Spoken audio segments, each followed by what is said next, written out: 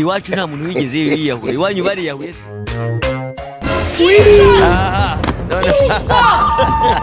Jesus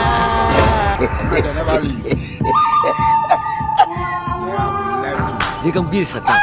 reka mbwire nuzawe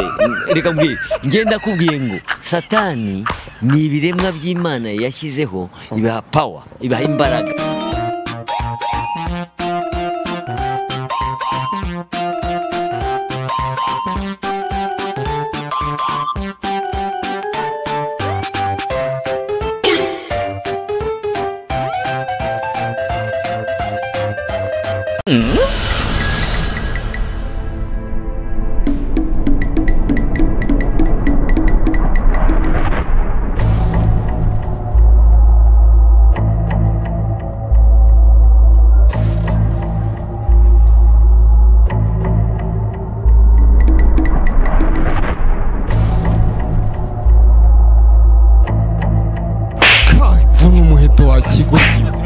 nakubita ngo ndakubise